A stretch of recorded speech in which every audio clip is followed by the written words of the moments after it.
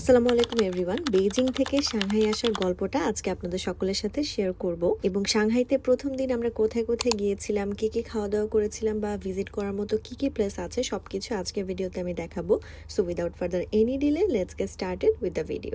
Beijing থেকে Shanghai আসতে আসতে প্রায় অনেকটা রাত হয়ে যায় আর আবিদের একটা ফ্রেন্ড এখানে থাকে, সো উনি আমাদেরকে এখানে আসলে ড্রপ করে দিয়েছিল হোটেলে। আমরা এবার সাংহাইতে থেকেছি 3 রাত 4 দিনের মতো, আর এই 4 দিনে কিন্তু আমরা এই হোটেলটাতে স্টে করেছি। এবার আমরা হোটেল খুব একটা চেঞ্জ করি নাই। সো হোটেলটা কেমন একটু গ্লিমস আপনাদেরকে দিয়ে দেই। ঢুকতে আমাদেরকে এই অ্যামিনিটিসগুলো দিয়েছে বা এখানে কমপ্লিমেন্টারি খাবার এগুলো থাকে।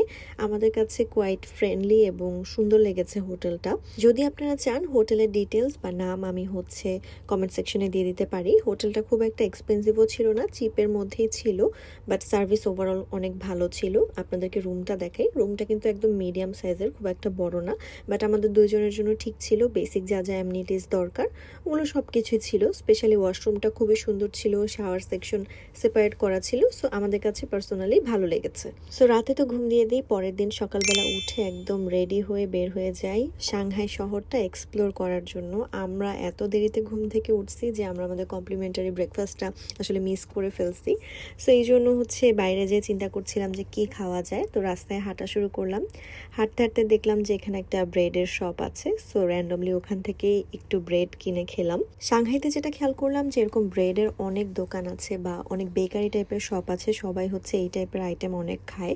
সো আমরা একটা লোকাল শপ থেকে এই গার্লিক ব্রেডটা নিয়েছি and it was quite tasty. আর রাস্তায় হাঁটতে হাঁটতে লসনও চোখে পড়ে গেল, তাই আমরা একটা কফিও নিয়ে নিলাম লসন থেকে।